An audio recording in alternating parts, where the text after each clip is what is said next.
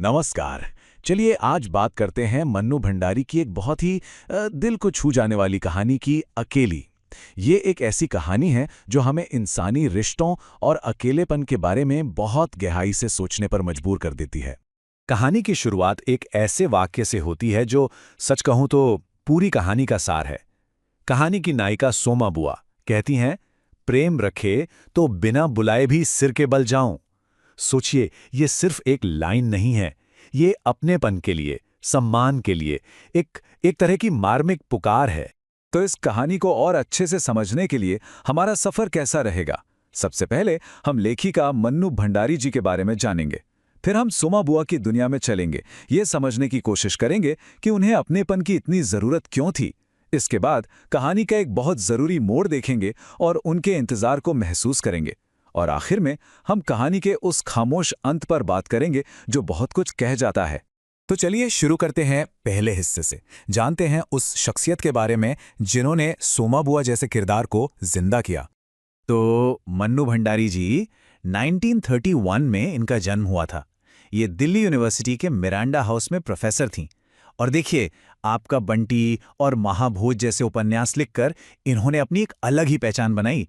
मतलब आधुनिक हिंदी साहित्य में इनका नाम बहुत ही सम्मान के साथ लिया जाता है। कहानी का जो नाम है ना, अकेली, वो अपने आप में ही पूरी कहानी बयां कर देता है।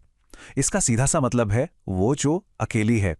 टाइटल से ही कहानी का जो सेंट्रल थीम है, यानी सोमा बुआ का अकेलापन, वो बिल्कुल साफ हो जाता है। अच्छा, तो अब कहानी के दिल में उतरते हैं। चलते हैं सोमा बुआ की दुनिया में और देखते हैं कि उनकी जिंदगी आखिर है कैसी। कहानी हमें सबसे पहले जो बात बताती है वो बहुत सीधी सी है। सोमा बुआ बुढ़िया हैं। अब ये सिर्फ उनकी उम्र बताने के लिए नहीं है, ये समाज में उनकी जगह, उनके तजुर्बे, सबका एक प्रतीक है। इसके ठीक बाद हमें एक और सच्चाई पता चलती है। सोमा बुआ परित्यक्ता हैं। परित्यक्ता यानी जिसे पति ने छोड़ दिया हो। ये शब्द उनके जीवन की एक और कड़वी हकीकत हमारे सामने रखता है।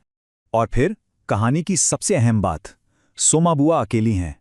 बस ये एक शब्द मानो उनके पूरे वजूद का निचोड़ हो। और ये अकेलापन सिर्फ शारीरिक नहीं है, ये बहुत गहरा भावनात्मक अकेलापन है। तो सवाल ये है कि सोमा बुआ इतनी अकेली क्यों है?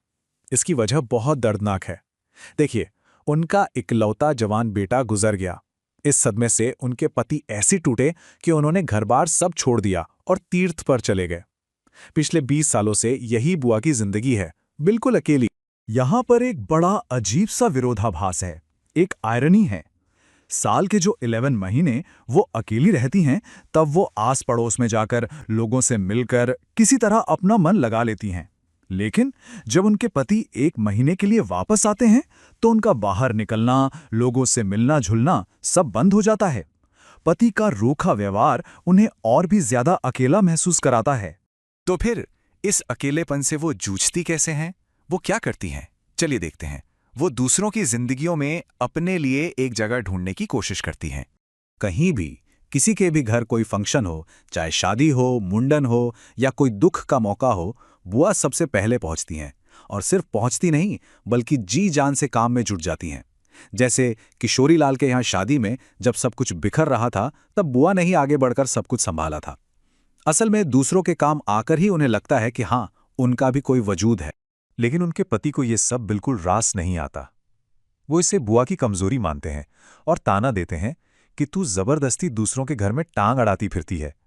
फ्रेंड्स, इस वीडियो को पूरा देखने के लिए आज ही फ्लेक्सी टीचर ऐप सब्सक्राइब करें, जहां आपको मिलेंगे animated videos, digital books, text book solutions, notes, DPP और क्विज।